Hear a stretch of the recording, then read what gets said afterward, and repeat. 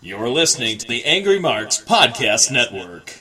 Ladies and gentlemen, welcome to the Wrestling Nerdcast on the Angry Marks Podcast Network with your host, Will Huckabee and Mika Villas.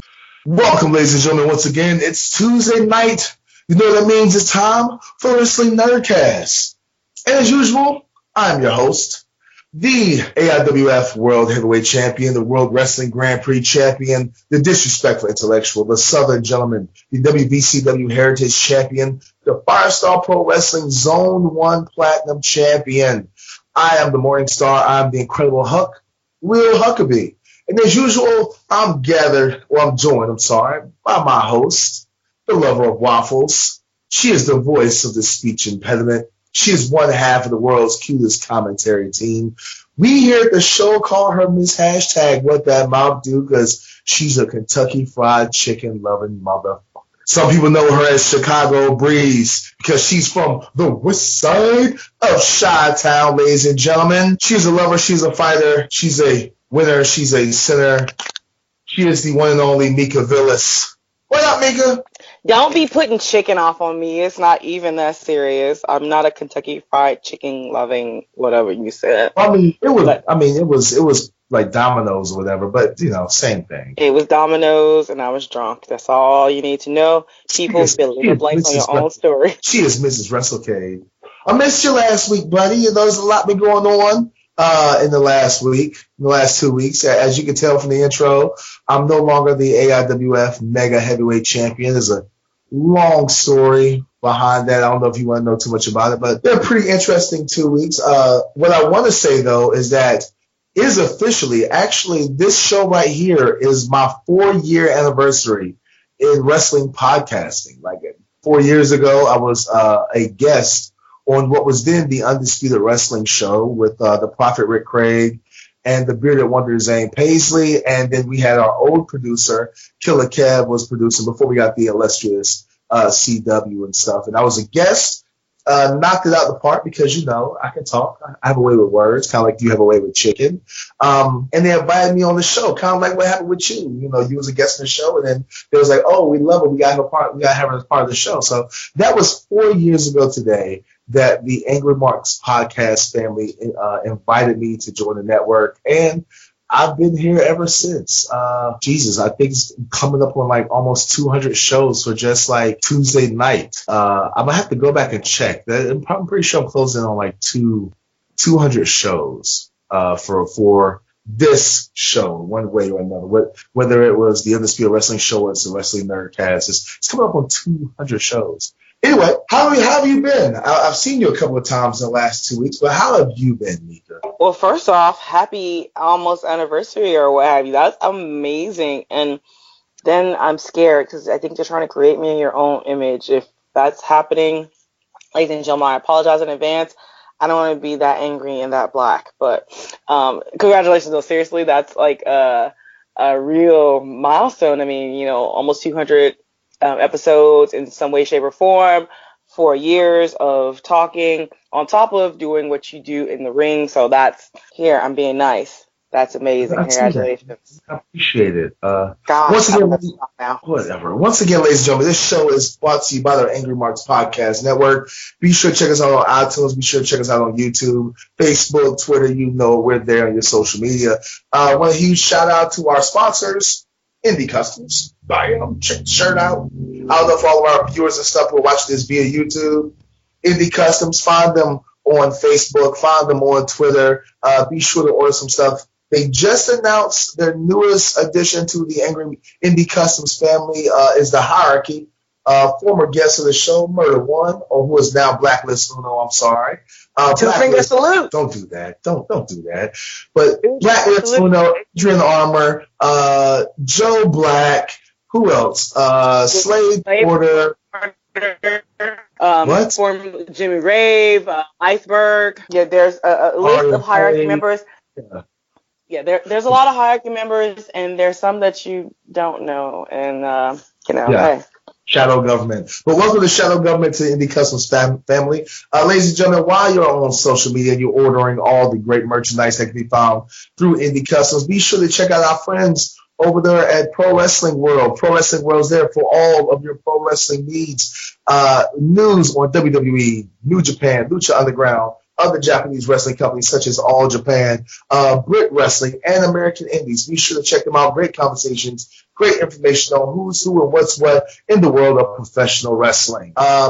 With that being said, I mean, it's been a pretty busy 2 weeks in the world of professional wrestling, Mika. Or, it's been a pretty busy 2 weeks. Anything that stood out for you in the last 2 weeks? In the last 2 weeks, the road to WrestleMania is coming together. The setups as far as everything is happening, because here it is March and we're leading into April, and it's been interesting. I felt that WrestleMania was not taking shape fast enough for this year. I didn't know if they were just trying to depend on New Orleans and hoping that people would be drunk all over the world and not pay attention to the product that was happening. But the fact that Asuka is going to take on Charlotte, we now know Ronda Rousey and Kurt Angle are going to have a match against Triple H and Stephanie. The match that originally we all thought would be The Rock and Ronda Rousey. So that's been interesting as far as the VE goes, for me at least. I'm telling you the truth. As usual, I'm just not that excited for WrestleMania. There's no Shane McMahon match. Although if they do say Shane McMahon versus Sami Zayn, I might actually buy the network and check it out while I'm driving home from New Orleans, because I'm not sticking around Sunday night. I'm gonna try to get out of town. Out of New Orleans before WrestleMania is over with. I'm not sticking around for the show. I will watch it on my phone or my iPod or whatever, my iPad and stuff on the way home from New Orleans, because I don't like traffic. All right. Why don't you stop being like horrible and just find some folks, some wrestling people in New Orleans and watch Mania there, drinking with like a bunch of like fans and friends and whatever. I mean, I'm going to be in New Orleans. I don't have any plans set in stone yet. I want to go to the WWE Live experience. I'm, doing my thing to get there. I'm going down to New Orleans to wrestle. I'm defending the AIWF World Title and stuff. Friday night, twice. I have a show. That's news. Yes, I have a show. The AIWF Showcase is put together by AIWF Voodoo, which is in Louisiana, and Pure Pro Wrestling out of Michigan, and one other company. The main attraction for that show, besides myself, will also be ROH star, his name is Silas Young. He'll be on the show. He's also one of the main features on the show. So I'll be defending the last real man, Silas Young. Second to last. Pointer or two. You can say a pointer or two from Silas, okay? Silas made me want to get in the kitchen and cook and get pregnant and stuff, and I don't even do stuff like that. So take notes from Mr. Young, all right? I'm the second to the last real man. All right. I wouldn't go that far.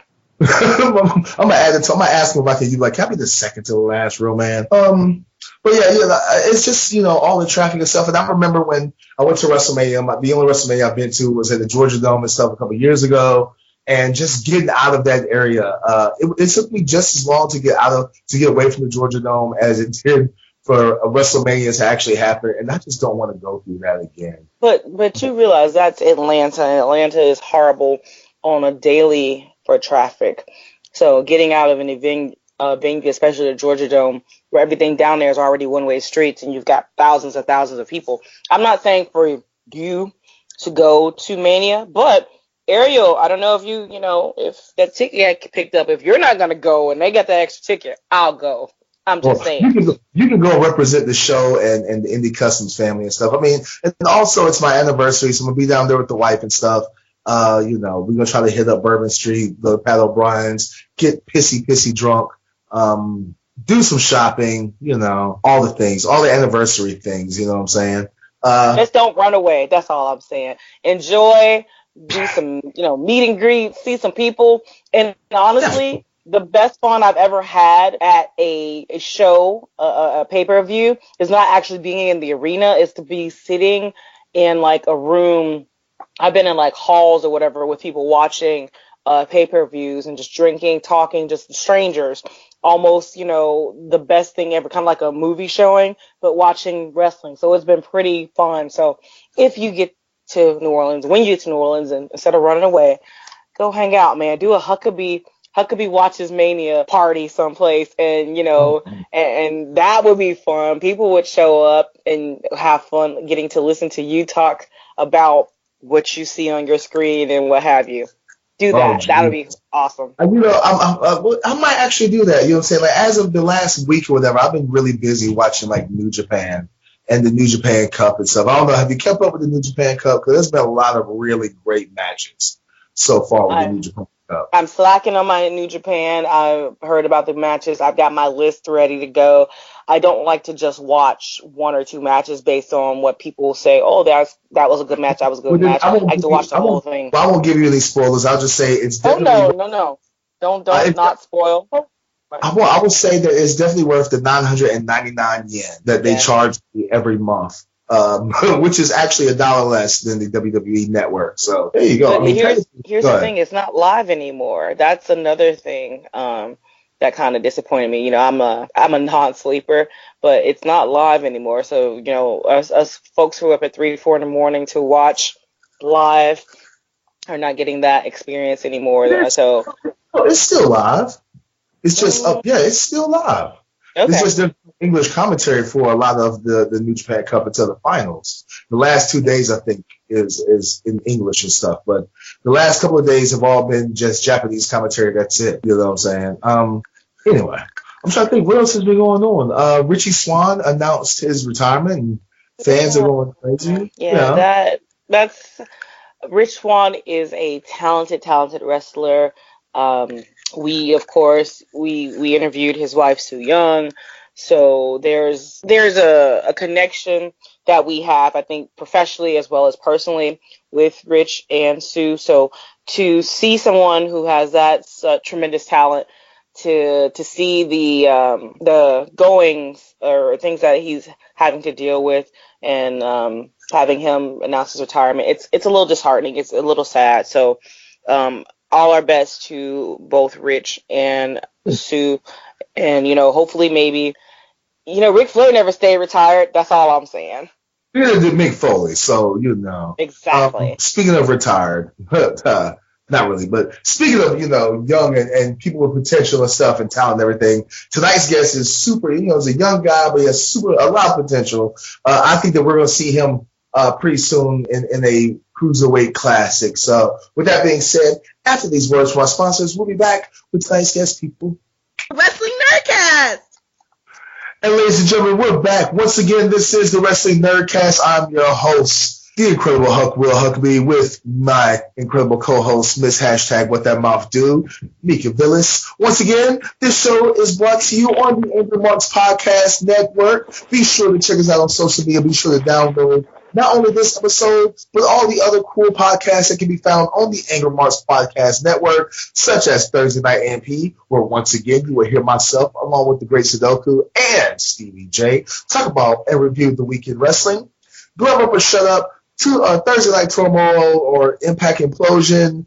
CW, you still doing the Raw reaction, correct? We're not doing that anymore. I don't know what's going on with that. Oh, well, don't listen, because nobody listens to Raw anyway. As usual, and once again, this show is huge shout out to our sponsors at Indie Customs. Be sure to check them out on Facebook. Be sure to check them out on Twitter. Be sure to go and check out some merchandise, not only from such elite wrestlers such as James Drake and the Gym Nasty Boys, the Lethal Lovers, this podcast right here, but also their newest sponsored athletes, the Hierarchy, which includes Blacklist Uno, the UIW Heavyweight Champion Adrian Armour, I guess you can see him on NXT and on ROH and stuff, former ROH star, the Black Cloud Joseph Black, Jimmy Rave, Iceberg, Slade Porter, Aria Blake, you name it, they're all sponsored athletes. Welcome to the Indie Customs family. Speaking of family, our guest tonight, I feel like he is he is a part of a very special fraternity. Mika, I don't know if you know this or not, but our guest tonight is a graduate of the WWA 4 Academy, not the newest rendition of WWA 4 where the head trainer is A.R. Fox, but the original WWA 4 with Mr. Total Protection Curtis Hughes. He is friends and is part of the family with such alumni as Apollo Creed, A.R. Fox, Black Baron, Dimension DeRose, etc. Jonathan Gresham, I almost forgot him. He is currently the AIWF East Coast heavyweight champion. I've known this guy for a long time. He is super cool. He's super creative. If you haven't seen this kid, be sure to check him out whenever he is at a show close to you. When I say close, I mean he is well worth a 4-hour drive just to check him out. And his mom is pretty awesome as well, and she's pretty good looking. Obviously, he does not get her looks from her because she's hot and this kid not so much. Anyway, with that being said, ladies and gentlemen, welcome our guest tonight, Jak Tatum. Oh, well, hello. I was about to say what a great intro until the end there. You kind of sideswiped me there. I'm just saying, man, your mom is super cool and stuff, and then there's you. Well, she's real cool, but I'm not going to no comment on the last bit. I'm just, hey, look, your mom is a tough lady, all right? And I don't want her. Trust me, I can tell you that much. I understand. That's very true. Like, I'm not even going to lie. Like, your mom, even though she's nice and she's sweet, you can tell that she doesn't put up with nobody's shit, okay? And I don't want to be on her bad side. Oh, yeah. If it wasn't for her, I wouldn't have half the bookings I have right now. She puts them down when I'm afraid to. Anyway, man, all right, so like I said in your introduction, you're a graduate of the WWA 4 Academy with Mr. Curtis Hughes, somebody that my co-host Mika Villas is kind of familiar with, the original WWA 4 and stuff.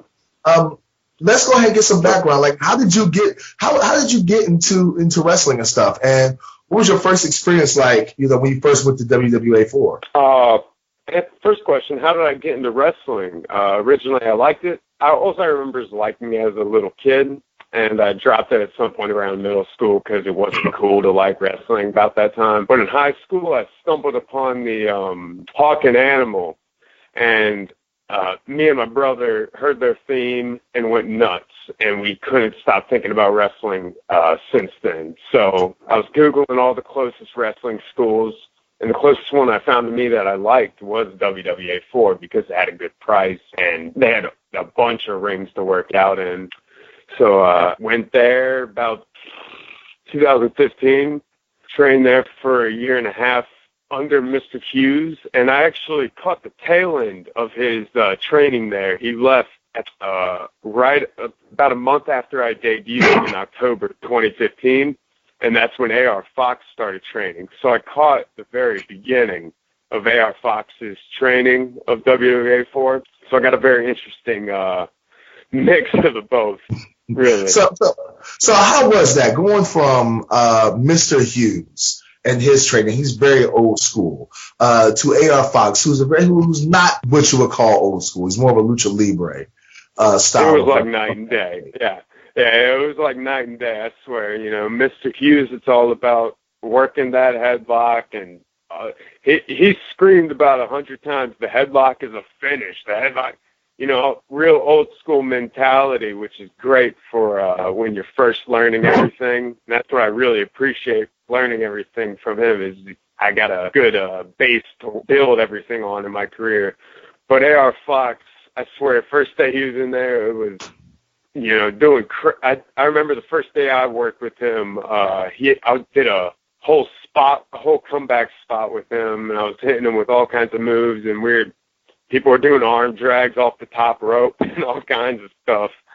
And he was just getting started there. So it was like night and day. Oh, man. I'm pretty sure that was like going from high school to college. It's like, all right, here you go. You ready? You got the basics? All right, now it's time for the fun stuff. Oh, yeah, exactly. Now, like, all right, now you know how to work a little bit. You know what a crowd is and whatnot. You can actually figure out how to do the crazy stuff.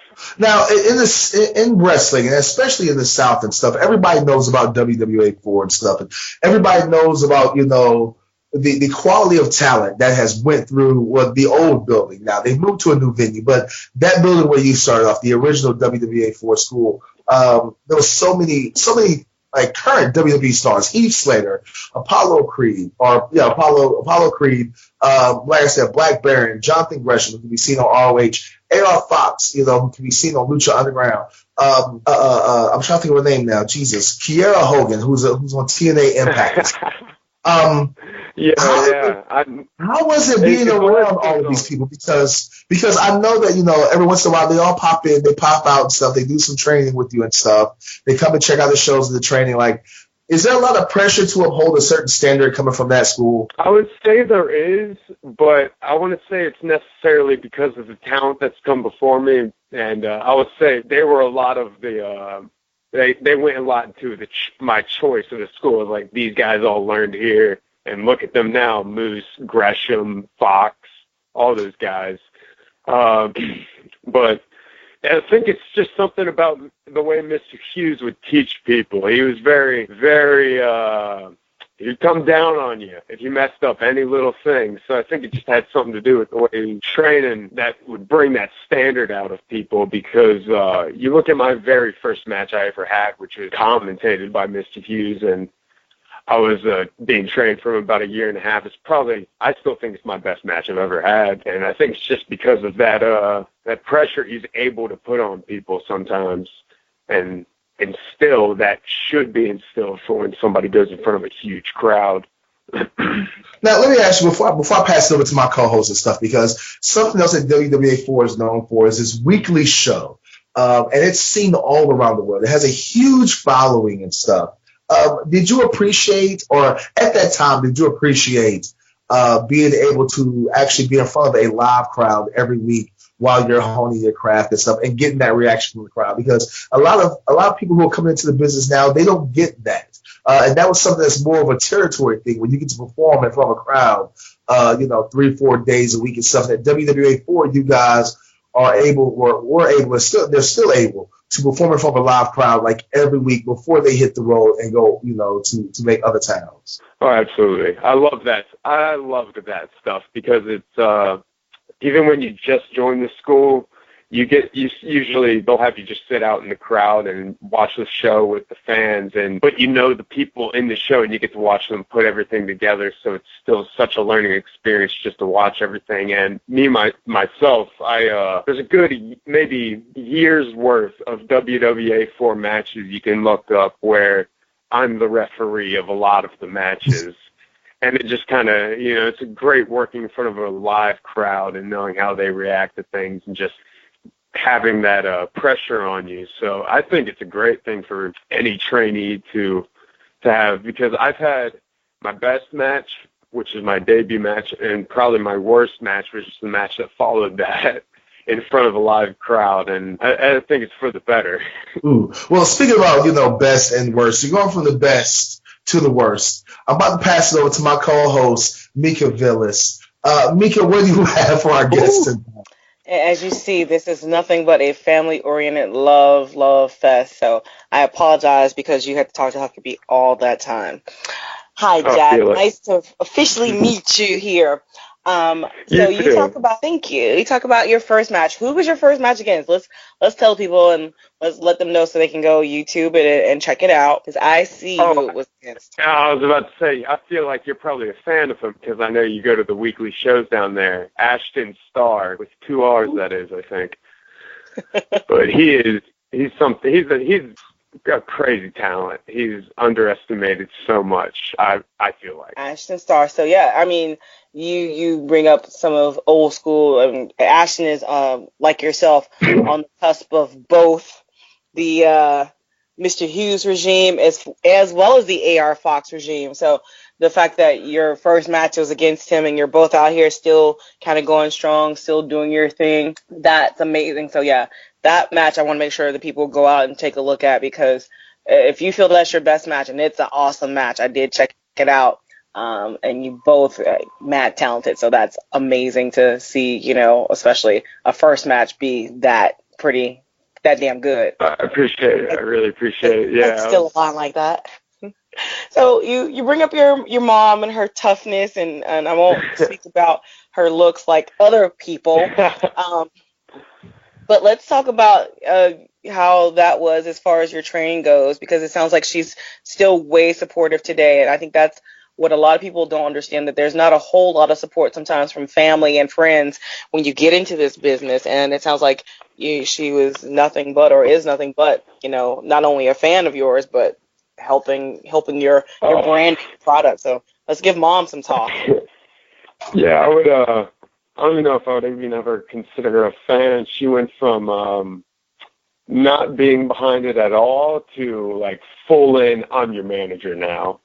But she had a huge, just as far as my training goes. When I was training, she basically just shipped me off to Atlanta and funded my whole living situation until I was on my feet down there with the job and whatnot. And then, you know, one thing led to another. And like about 2 months after my debut match, I was moved back, and I'm staying with her right now in Wilmington. And she's supported me ever since. She drives me to just about every show whenever I can't get myself there. And I can't even get started on the amount of merchandise that she's made without me even being consulted at all. It's like she'll come up to me one day and it's like, hey, we have Jak Tatum buttons now. I'm like, well, all right. She's a marketing major out of college, okay. So it's really I think when she first heard me say I wanted to sell T-shirts with my name on it, I think she just kind of dug her claws into the merchandising side of everything. But she is without her, I would be far from where I'm at right now, and not in a good way. That's amazing. That's a lot where people don't understand the support system that it takes to be an independent wrestler, to go on if, you know, the goal is to be in one of the bigger companies, that you need a great base. And just listening and to Huck and hearing you talk about that, that's amazing, because people need to feel and understand, like, hey, it's not just you as a wrestler who gets out in the ring and does their thing. You also have your mom. You know, it sounds funny, your mom backing you up, but again, she's running. Was there something that facilitated her saying, hey, I'm your manager? Was it any, I hate to bring up controversy, but it sounds like, you know, Mom was like, wait a minute, you're not going to do my baby like this, and just kind of jumped in there? Or was it just one of those? I would like to say it's controversial, but I don't have a lot of say in the matter, so it's kind of tentative. Yeah, that's kind of how she feels about it, you know. But I don't mind. She's always working the merchandise table for me. But as far as the support system goes going into wrestling and people having to have a different understanding and whatnot, it's definitely something a lot of people don't look at correctly, because there's a lot of misconfusions. Because like, I'm missing a best friend's wedding soon because I have a show, and it's like, that's almost out of my hands. It's just sort of what has to happen. These things have to be understood. Luckily, this friend understands that. My mom, my dad, thankfully, understand how this stuff works generally. So, but it's definitely a very unique business that I almost feel like regular friends and regular family doesn't usually help. You kind of have to let them know, like, you're friends of a pro wrestler now. Right. Like, this is my life, and this is the norm. So yeah. Yeah. So your base is great. Your base is good, and you're back in the North Carolina area. Is that right? Yeah. Yep. Yeah. Got just somewhat against my will, but I ended up staying up here, and it's North Carolina. They capture you and keep you hostage. Trust me, I know it's hard to escape. Right? So, I know. Who you know? I come up there for shows. I think it had something to do with Huck, honestly. He was in one of my first few matches back. Oh, well, look, first of all, hold on, because we were tag team partners, okay? And I got to throw him like... I think that makes it worse. You were trying to pull me in, you're like, hey, this young new talent can give me... It's horrible. Yeah, I apologize. Not only do you have to speak to him, apparently you had to tag with him. I got to do this with him like every week. I feel your pain, bro. I feel your pain, really. Oh, that's how I met him. That's how I met him, and that's how he met my mom. Oh. I tagged with him. And how I Met Your Mother Restitution. Listen, I'll give you pointers on how to protect your mother from Huckabee. We'll talk later, because, you know. No. All right, I appreciate that. I really would. Mika, I'm telling you, I tried to pull a rib on his mom when I first met him. Like, she comes in the back and she's like, is Jak Tatum back here? And I'm like, who the hell are you, lady? Like, you can't be back here. And she's like, I'm his mother. And I was like, oh, shit. Oh, my bad. And she, like, looked like she was about to, like, Ray Lewis, like, spear shoulder tackle me through the locker room. Yeah. I was like, hey, I went in the locker room, like, hey, Jak, your mom's out there, bro. Like, I think, like, yo, tell her I was just clowning and stuff, like, talking shit, like, tell her don't hit me.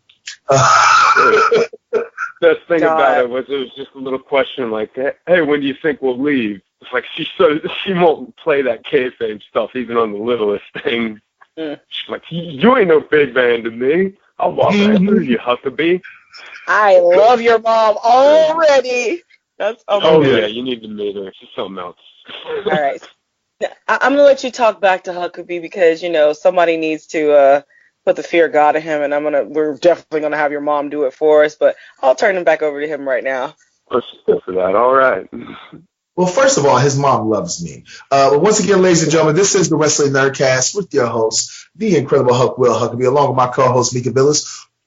This show is brought to you on the Angry Marks Podcast Network. Big, huge shout out to our sponsors, Indie Customs. If you're lucky enough to be watching this on YouTube, check out my shirts.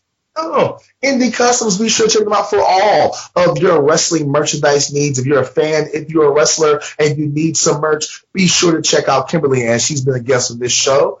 And her amazing boyfriend / fiance, Mr. Sleaze. They've both been guests on the show. Check out their interviews on the Wrestling Nerdcast. But hit them up. While you're on social media, be sure to also say what's up to our friends at Pro Wrestling World for all of your WWE, Lucha Libre, Japanese, Brit Wrestling, American Wrestling, all of your wrestling needs, news, who's doing what and what's going on where. Be sure to check out our friends at Pro Wrestling World. Right now, once again, we're talking to our guest, the AIWF East Coast champion, which means, yes, he's a champion in the AIWF, but he's not the champion like myself. And we're about to talk about that now. Because, Jack, you're the AIWF, the first ever, actually, the inaugural AIWF East Coast champion. You had to go through a tournament to get this title and stuff, man. But how does that feel so far to be a champion? I feel like it's a unique situation because my belt is I don't know if you've seen it yet, but the size is ridiculous. And it's just the main plate is huge, probably bigger than your belts. But me being such a small guy. And that's right, boys. Size does matter. As I've been saying that for past few weeks. I've won that. It's interesting because even just in little things, like people messaging me on Facebook, they throw champ in there instead of just, hey, how are you? It's, hey, how are you, champ? So little things, down to the littlest parts of life, it's definitely a good improvement, but it's interesting. It's strange to get used to being put on any sort of platform, I guess. Well, and I'm asking you that because, you're a singles champion, but you belong to a tag team with someone I'm very familiar with, JoJo Dancer and stuff. You guys team up at a lot. You guys team up at a lot of places and stuff. Like, how does being the singles champion affect the tag team? It's interesting. We have JoJo is actually the reason I work for Shockwave, which is where I won the championship because they're working with AIWF, so they made their inaugural champion there because they're good people. But so he's kind of the reason I am the singles champion. But it really hasn't put a dent in our tag team in any way, so to speak. But it's just it kind of solidifies me as a singles wrestler going forward. But I feel like JoJo, he's been in the business for goodness, 10 plus years. I know he understands I'm going places, and he's going on so many places. He's brought it up so many times. That's why we're tagging almost. He kind of scooped me up, so to speak, in a teacher student almost fashion. But I don't think it's a tag team panic attack because we're both fucking weird. But it hasn't really affected that going forward. We're still getting the tag teams sort of going as far as bookings go, but we definitely have fans that are backing it. We just need to get the whole motion going of it. You know what I mean? Well, I'm sure you get it. Yes, and something else I want to talk about, because neither you nor JoJo are the biggest of guys. You're not very big. You're a small guy and stuff. Right. And so I'm assuming there's a lot of people who may think that defeating you for that title and stuff, it will be easy. Name some of the people that were in that tournament and stuff that you had to face in order to become the first ever AIWF East Coast champion. It wasn't a tournament. It was actually a cybernetico match. So 16 men, 8 versus 8, elimination down to the last 2. And I was the final one standing. So it was close to a tournament, almost in a sense, all crammed into one match. But I was the last man standing at the end, nevertheless. And it was definitely, it was interesting. I've never had my ear grabbed and pulled like I was a school child before, and there's some woman, Bridget Lay, I believe her name was, in the match. She treated everyone just about like her son. It was very strange, and it was a match that went everywhere you could believe professional wrestling could go. But at the very end, it was me and American Tradition, I believe he calls himself, Sean Cruz, and I'm going to pass out, won the AIWF East Coast Championship. That's all that really matters. I can't even remember about half the people that were in there. It was about half the locker room anyway. Yeah. Eat them all. Well, I'll tell you what, something like, and I want to bring this up before I forget about it, because we're talking about merchandising and stuff, and we're talking about, your mom being a marketing major. And me and you've had some talks and stuff, backstage in the locker room and before and after shows.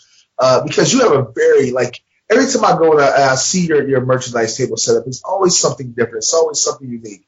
And I remember I always tell people one of the first things I saw on your merchandise table that really stood out to me was temporary tattoos. And I remember I talked to you about it. I was like, are these tattoos? And you're like, yeah, it's like those little, the kind you get in the gumball machine where you steal your skin and get it wet and it comes off in a couple of days. Do you feel that that's something that a lot of professional wrestlers, especially indie wrestlers, lack, is being creative and stepping outside the norm? Because I know at that time you weren't really selling shirts, but you were making a killing on everything else. Like I said, you had wristbands, you had necklaces, you had pictures, you had these temporary tattoos and stuff. In your opinion, how important is it for an indie wrestler to step outside the box and not just do the usual, oh, I have 8x10s, oh, I have T-shirts. Here's some different stuff to buy. It's a huge thing. I think it's something a lot of people aren't tapping into. Is just the amount of people I see, setting up a table next to me. They'll have 2 or 3 different T-shirts, and they'll have maybe 10 different pictures of themselves. And if one picture's not selling, the rest aren't going to. So it's not the way to go about things. So I basically, me and my mom, well, I don't want to take any credit really for it, but my mom started putting my name on whatever she could think of that could be branded, especially for just like $1 maybe, something cheap, because you can't expect every parent to come through and want to spend $20 on some wrestler their kid likes for the night, for a T-shirt and a picture or whatever. So maybe they just want to throw $1 down, $2 down for a temporary tattoo, gumballs, what the heck ever, that we're selling with my name on it. And I think it's definitely, I've definitely had a lot of wrestlers come up to me and ask me about where I'm getting certain things, all the little things especially, like the temporary tattoos, the pencils. See, because I asked that question because I look at you as kind of like the first class of the new generation of wrestlers.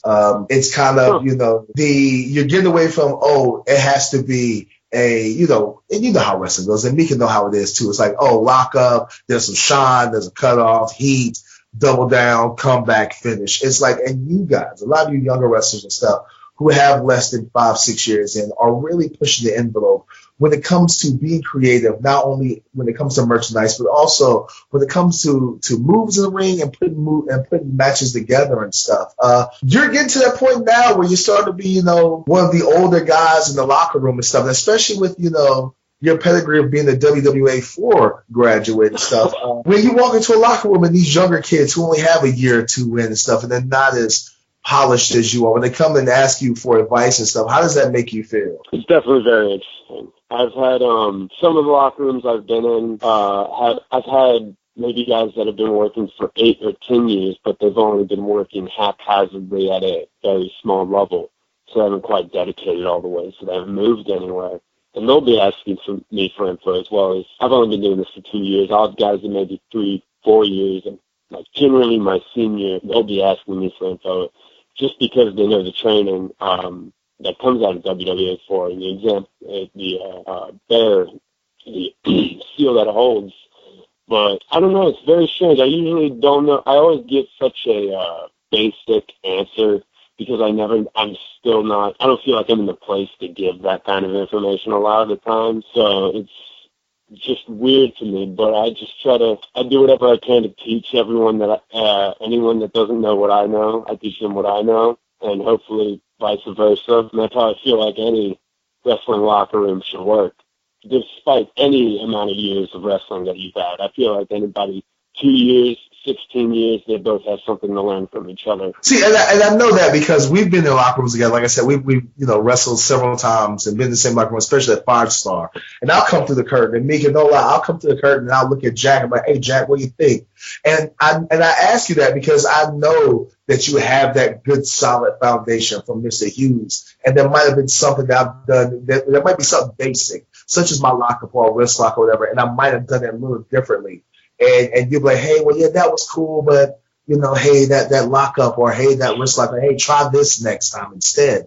And I know I appreciate that, you know what I'm saying? Which is why I asked you, because you're, like I said, you're kind of like the leader of the new school, to steal a phrase from Busta Rhymes and stuff, man. And in 10, 15 years, you guys are basically molding what professional wrestling will be in 10 to 15 years and stuff. So that has to be a lot of pressure, correct? Or do you never think about that?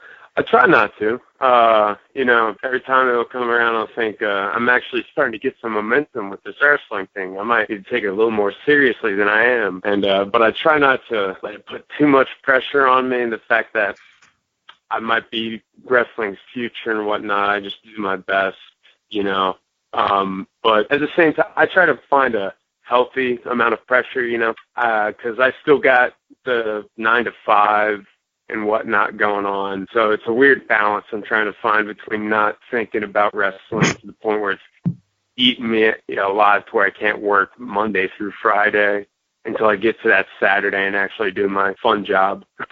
Well, speaking of fun, somebody who is not a whole lot of fun, my co-host Mika. Mika, what do you have for our guest tonight?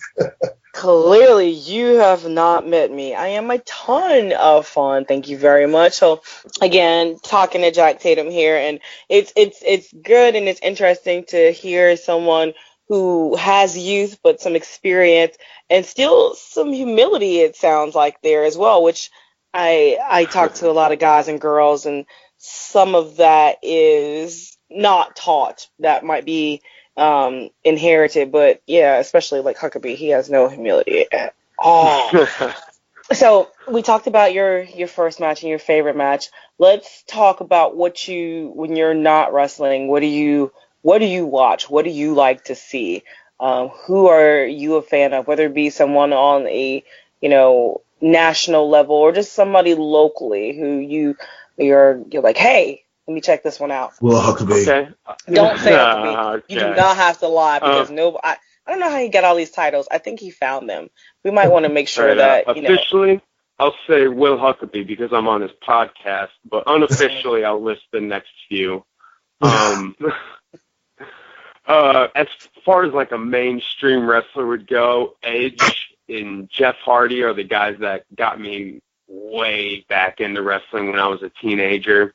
And it was actually that moment when Edge speared Jeff Hardy off while he was hanging on the titles in the tag team ladder match at WrestleMania 20, I want to say. But he speared him off the ladder. In that moment, that's basically when decided I want to be a wrestler.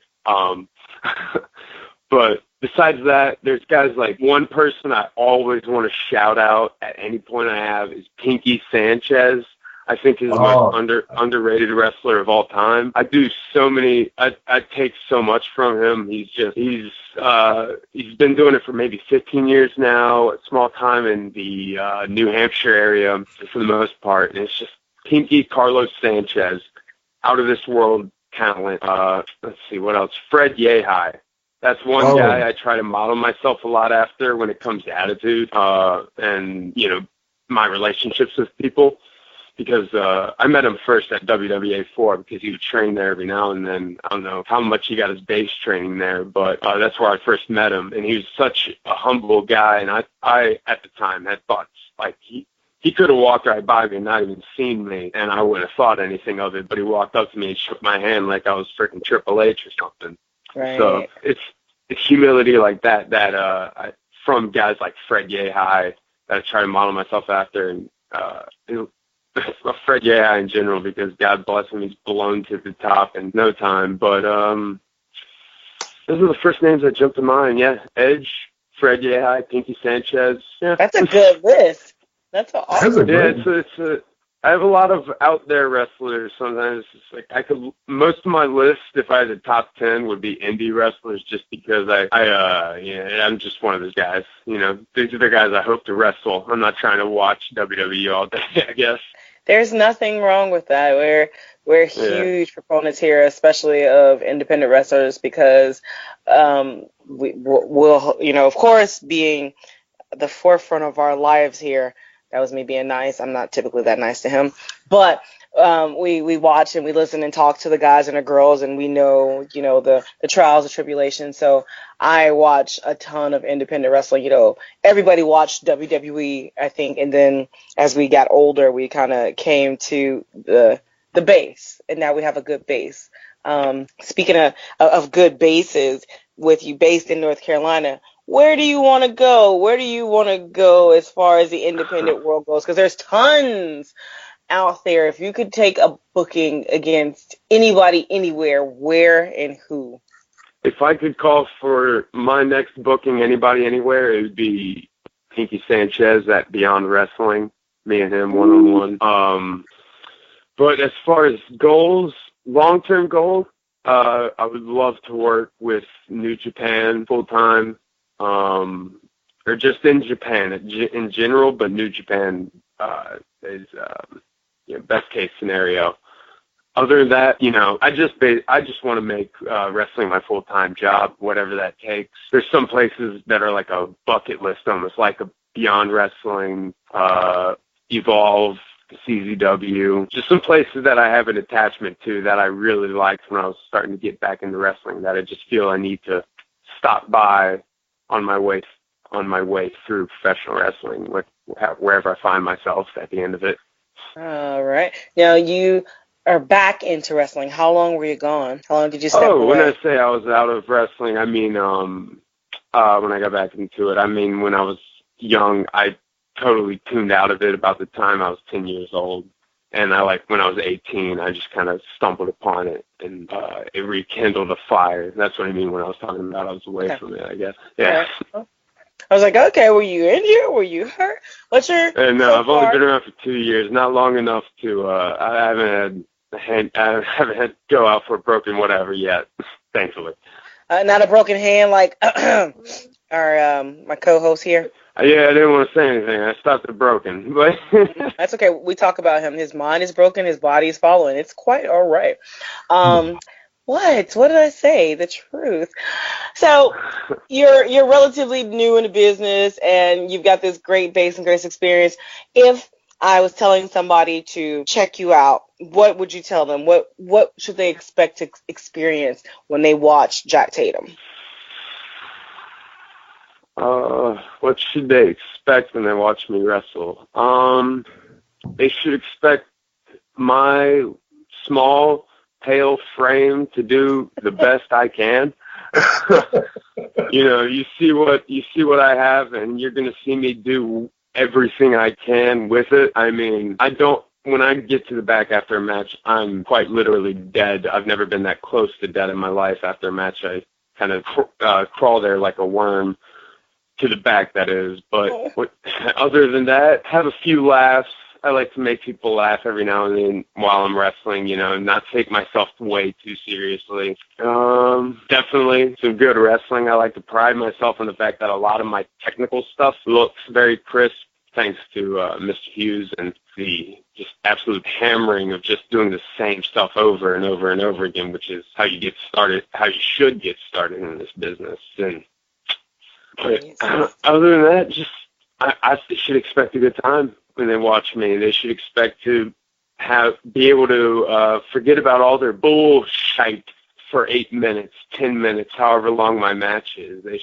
That's all I hope for, at least, that they would be able to watch it. Just look at this little idiot jump around in the ring and not think about their taxes that are due or whenever, or their divorce that's coming, or whatever it may be that is taxing someone mentally. I just want them to be able to watch me wrestle and forget about it for a few minutes. That's fair, and that's a great goal. And speaking about forgetting about someone, I wish I could forget about Huckabee, but he just keeps coming around. So I'm gonna let him go ahead. Go ahead, let him finish this up. Go ahead, Huck. You know, speaking of coming around, kind of like, you know, your fever blister and stuff right there in the corner of your lip. Never ever. Anyway, after being around you, you dirty bum. Jack, I know our time with you is really short, so I have a couple of speed questions. Just so our fans and our listeners can get to know Jak Tatum and stuff. And this is just things, as wrestlers that we might come across while we're, as Brutal Bob might say, as we're doing the drives. So a couple quick, fast, lightning questions. Ready? Yeah. All right, here it goes. Sheets, Wawa, or QT?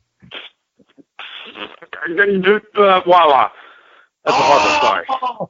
You can never come back on this show. What is it? Next okay. one. I've never been. It's fine. After a show and stuff, are you hitting up Waffle House? Waffle House. Okay. It has a special place in my heart. Okay, he's redeeming himself. He's slowly redeeming himself, Mika.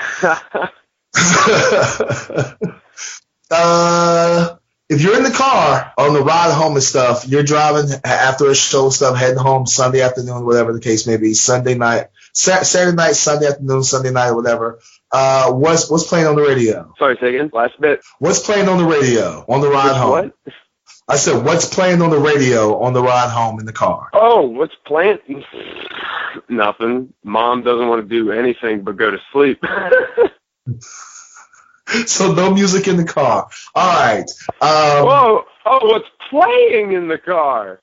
Yes. Oh, goodness gracious. Sorry, I'm on my phone, so I thought you said what's planned on the way home. What's playing on the way home? Crap. Whatever on the radio. If it's not that, it's any of the weird podcasts I listen to.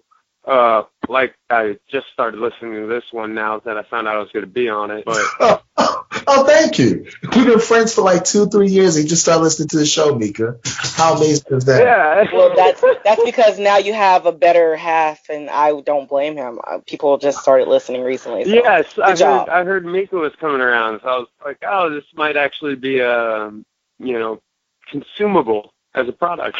Oh. Truth. The man tells the truth. I like him even more. All right, last question. They had me tag team with you. Last question. Starbucks or Dunkin' Donuts? Dunkin' Donuts. Word, my man. Yes. Yeah. That's okay. A little bit heartbroken, but I'll get over it. Well, look, Jack, before we let you go, please, this is the part of the show where you get to get your shit in and put yourself over and stuff. So let all of our fans and listeners become your fans and listeners. Tell them where you will be coming up, where they can find you, or any upcoming shows, and give out all your social media and stuff. Well, like I tell all the people in the back, I don't have a lot of shit to get in. So real quick, Instagram, Twitter, Facebook, at Real Jak Tatum. The big thing here is J-A-K, Tatum. It's Jak spelled J-A-K. I didn't think that would be such a big hurdle in my life, but it is. There's no C in the name. You can't see me. Ha-ha. Oh, that's a t-shirt right there. That's totally a t-shirt. You can find me. I'm going to be in Beaufort, North Carolina this Saturday, March 17th. Defending my AIWF East Coast Championship with an open challenge at Shockwave Wrestling. In March 24th, I will be challenging for Trey Havoc's 24/7 SNMCW Championship. That's a mouthful.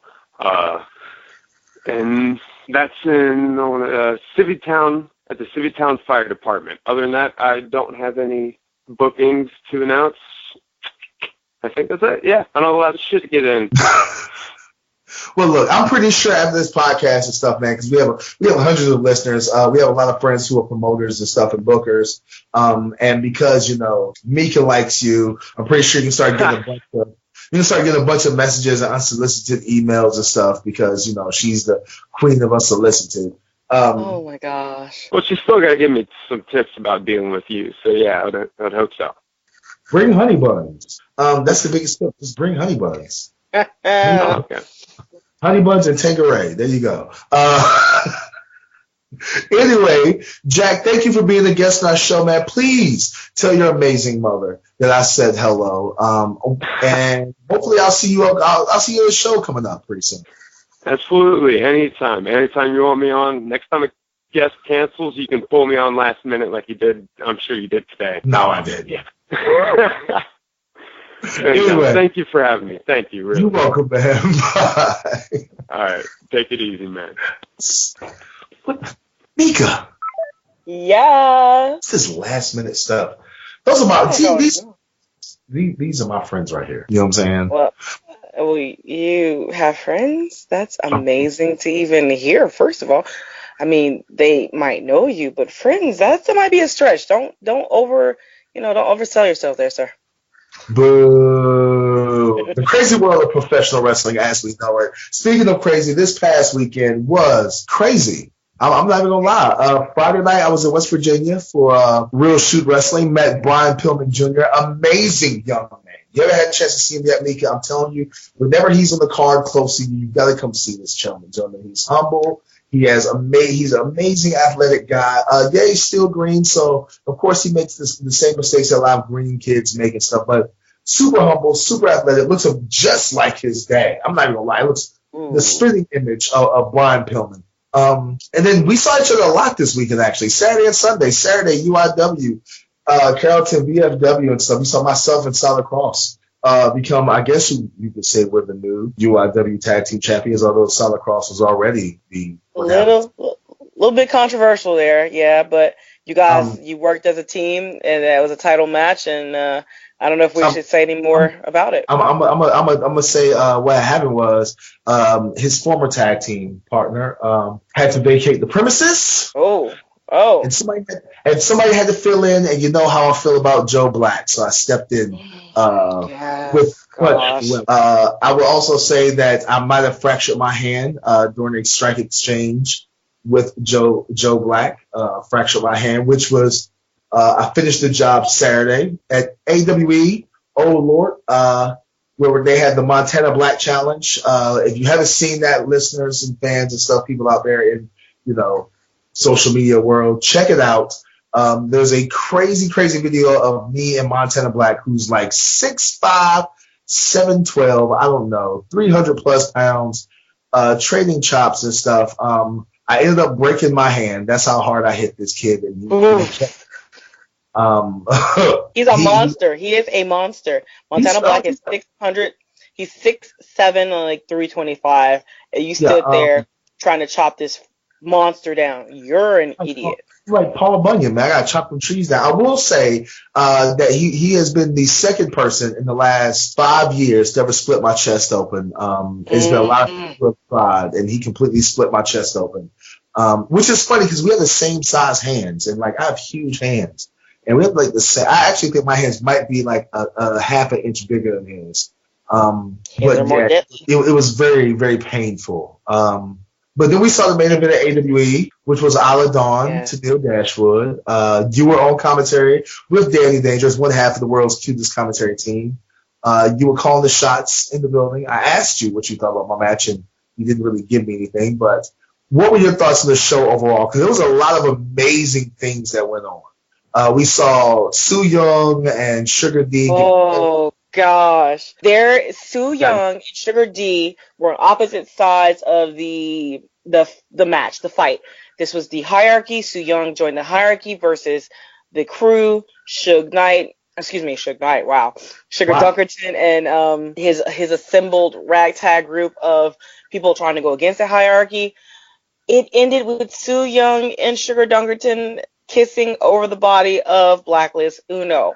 If that is not enough to make you kick yourself and hate your life for not being in Atlanta to watch this, trust me when I tell you, you have another opportunity. There is going to be a wedding, a red wedding, a bloody good time. Is that so the red? That's a Game of Thrones reference, isn't it? That is definitely a Game of Thrones reference. Isn't that the wedding where everybody got? Is that the wedding where everybody got killed? Yes, it is. It is a wedding where everybody got killed, and in this case, it is very fitting. The bride and groom have put out a registry on Amazon.com that includes body bags, bases for human remains, knives, machetes. I mean, you name it, and if it's the most grotesque and murderous weapon ever possible, it is on their wedding registry. So, we're going to have this bloody good time at our next event, which will be at the Southern Fried Gaming Expo. You can come. I'm going to bring in the wood chipper. Yeah, I plan on not buying them anything because I do not want to be an accessory to any crime they may commit with my gift. Okay, I'm just bringing the wood chipper. That's all I'm saying. I'm bringing myself because we're going to be at this beautiful Renaissance Waverly Hotel. They are going to turn it into a gamer's heaven. Every game, any game, every system, every console, every board game. If there is a game that you love, it'll be at this place, and we're going to have wrestling there. So, and the Red Wedding. So that's going to be amazing. I'm super excited because this will be like my first gaming Comic-Con thingy ever. I'm super excited because I've never gone to one of those. And I like to think, I've seen videos, I'm the master at Jenga. And I've seen videos where there's like this huge Jenga game where they have like 3-foot like wooden blocks. And I think I'm going to end up taking the Jenga crown because I'm the master of Jenga. Well, good luck with that. And I might challenge Fred Yehi for Connect 4. Oh, Lord.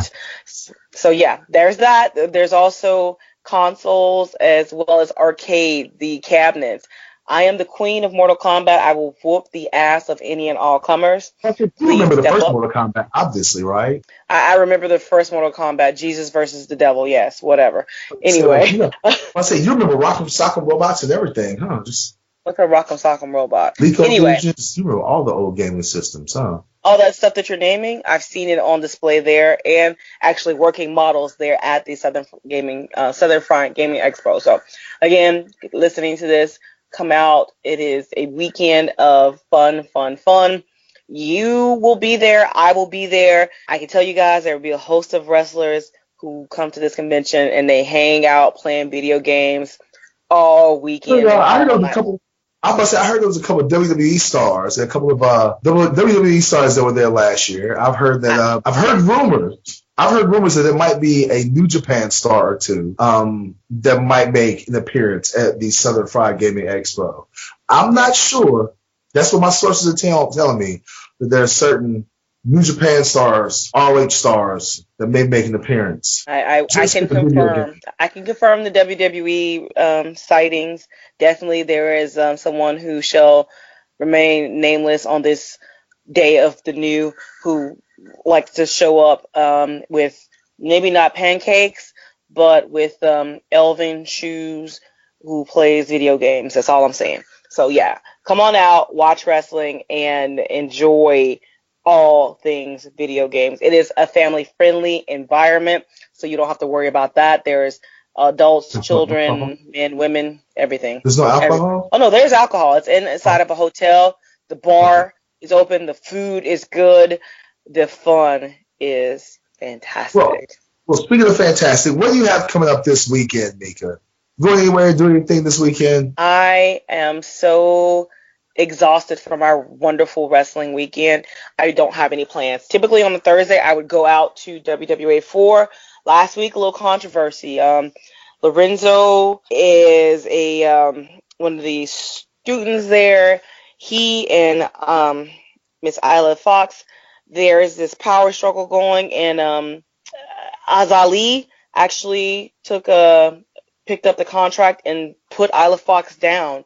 She literally picked her up, slammed her down, and put Miss Fox down. So Miss Fox had the Power WWA 4 in her cell phone. Lorenzo has a cell phone. He has canceled the show for Thursday. So typically Thursday nights I would go out to the show that is there every Thursday, and it's a free show open to the public. But that's not going to happen.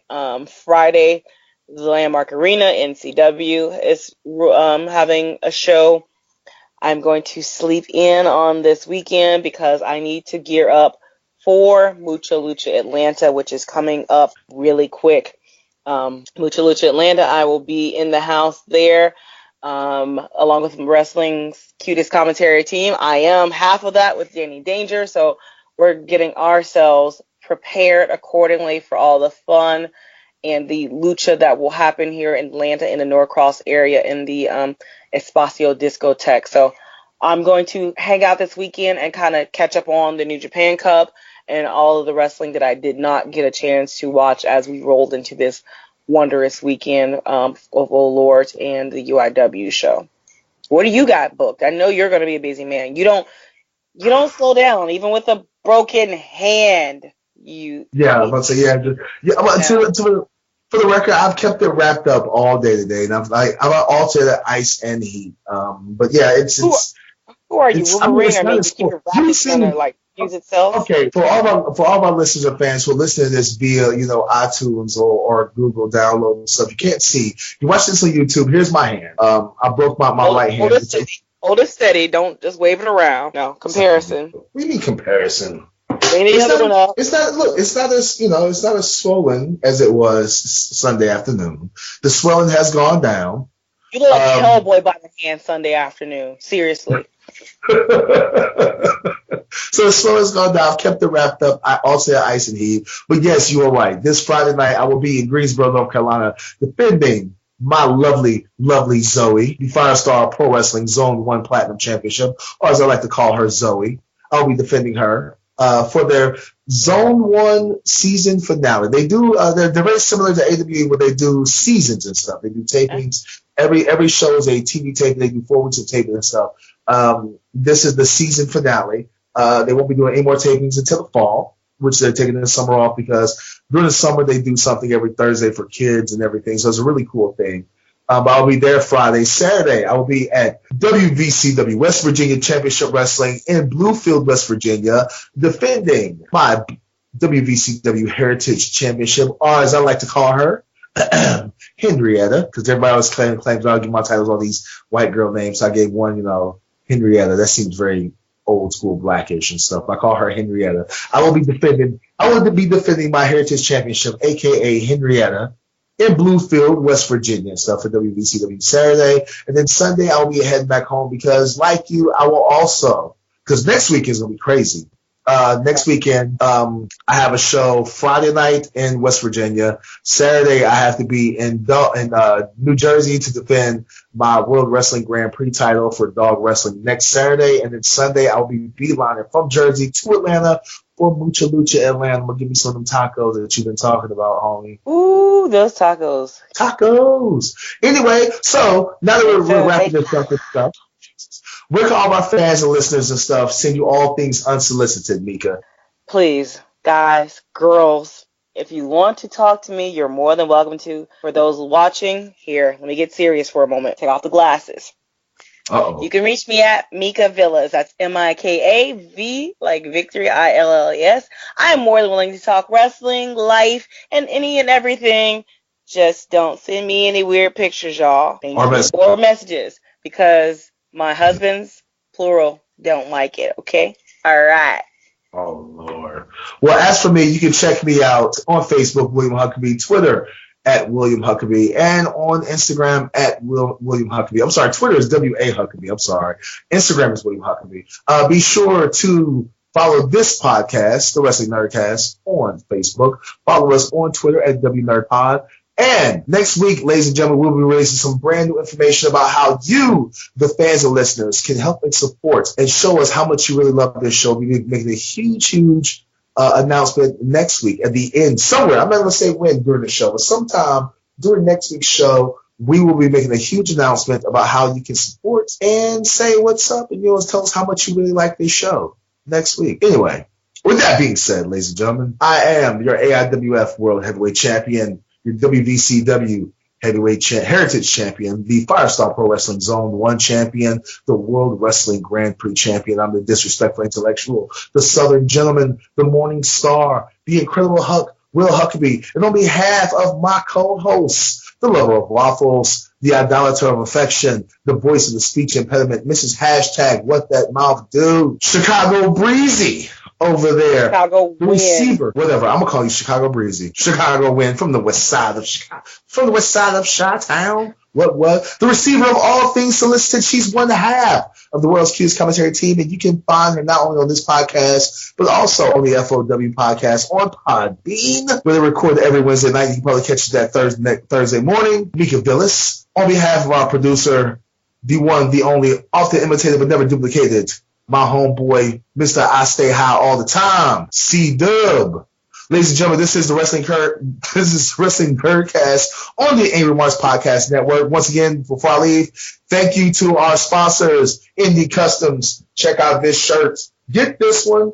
Get all the wrestling shirts for our friends over there at Pro Wrestling World on Facebook. Check them out as well. We're saying see you in 7 days and support indie wrestling. Bye. You're listening to the Angry Marks Podcast Network.